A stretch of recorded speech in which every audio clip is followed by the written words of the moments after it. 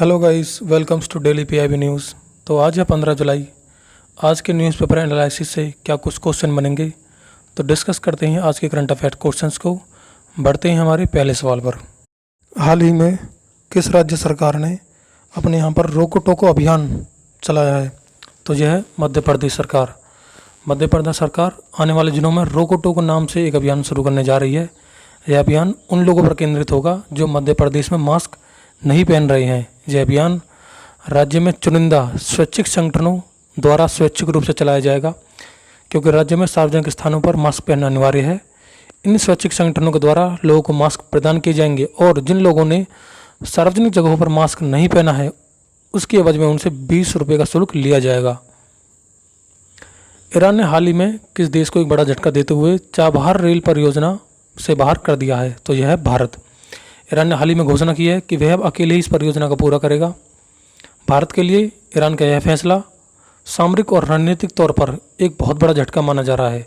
इस परियोजना के तहत ईरान की चाबहार पोर्ट से लेकर जहीदान तक रेल परियोजना पूरी की जानी है।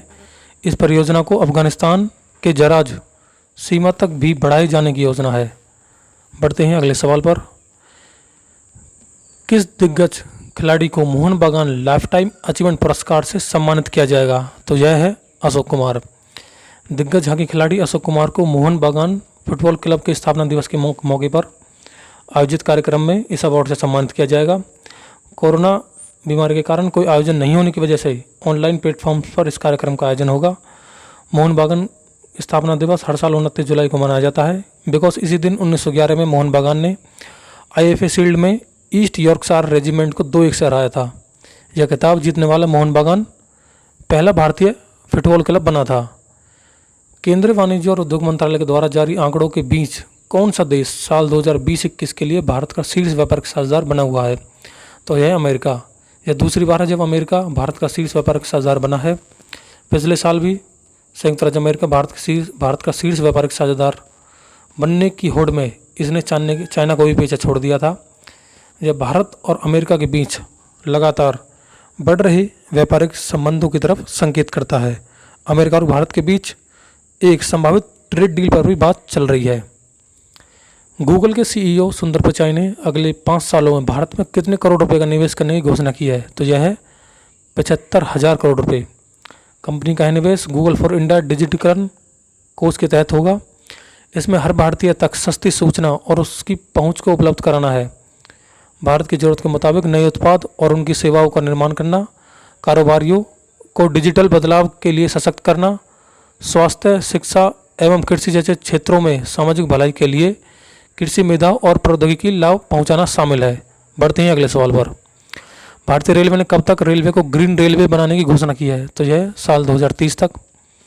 रेलवे ने 2030 तक विभिन्न उपायों को अपनाकर अपने कार्बन उत्सर्जन को शून्य करने की घोषणा की को इस तरीके से हरित होने का लक्ष्य निर्धारित किया है।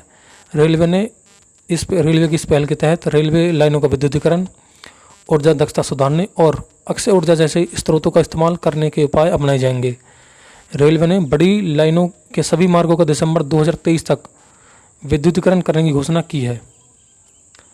साल 2019 में किस रेलवे स्टेशन को स्वच्छता के मामले में प्रथम स्थान प्राप्त हुआ? तो यह था जयपुर। राजस्थान के जो जयपुर रेलवे स्टेशन को रेल स्वच्छता सर्वेक्षण के अनुसार पहला स्थान प्राप्त हुआ और राजस्थान के ही जोधपुर रेलवे स्टेशन को इसमें दूसरा स्थान प्राप्त हुआ। ये कुछ सवाल थे जो आज के न्यूज़पेपर एनालिसिस से महत्वपूर्ण थे। बाकी किसी भी चीज़ का अपडेट के लिए आप हमारा चैनल सब्सक्राइब कर सकते हैं, और आप अन्य किसी टॉपिक पर हमारी वीडियो चाहते हैं तो हमें कमेंट कीजिए हमारे कमेंट बॉक्स में, और सब्सक्राइब कीजिए हमारे चैनल डेली पीआईबी न्यूज़।